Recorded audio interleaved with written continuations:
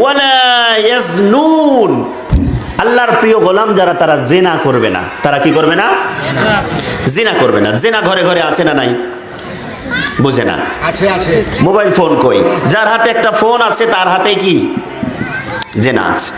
গার্লফ্রেন্ডের সাথে চ্যাট করছেন, গার্লফ্রেন্ডের সাথে ভিডিও কলে জেনা করছেন, মোবাইল ফোনে বিভিন্ন ধরনের নেকেড ব্লু ফিল্মগুলো চালায় দিচ্ছেন।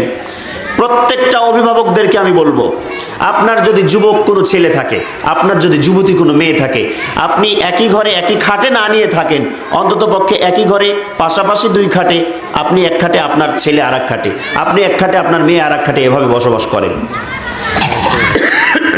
যখনই ছেলেকে কিংবা মেয়েকে আলাদা পার্সোনাল রুমে দিয়ে দিবেন, একটা কম্পিউটার একটা ল্যাপটপ দিয়ে দিবেন, তখন দেখবেন তার চরিত্র ওই ল্যাপটপে খেয়ে ফেলেছেন। কথা বলে না?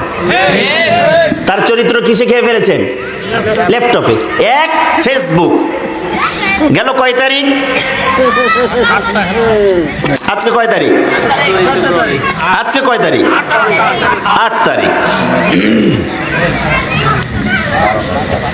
5 তারিখে জামালপুরে প্রোগ্রাম ছিল আমার, তো সেখানে দেখলাম যে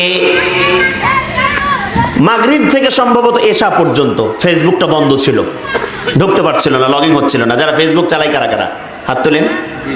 ফেসবুক চালায় কারা কারা হাত তোলেন? ওমা, ফেরেশতা নাকি সব? ফেরেশতা নাকি? আরে আপনারা না বললেও আমি বিশ্বাস করব না, এটা সবাই চালায়। আচ্ছা, দেখছিলেন আপনারা 5 তারিখে সন্ধ্যা থেকে এশার পর্যন্ত চলছিল না? ছিল না? এরকম ঝামেলা হচ্ছিল না? লগইন ইরোর হয়ে যাচ্ছিল। এই 1-2 ঘন্টাতে মানুষরা, যুবকরা পাগল হয়ে গেছিল। কি হলো? মনে হচ্ছিল দুনিয়া সব শেষ হয়ে গেল, শুধু এক ফেসবুক না থাকাতে। তার মানে এই এক ফেসবুকে এসে বাংলাদেশে হাজার হাজার জেনার কারবার ঘটাচ্ছে।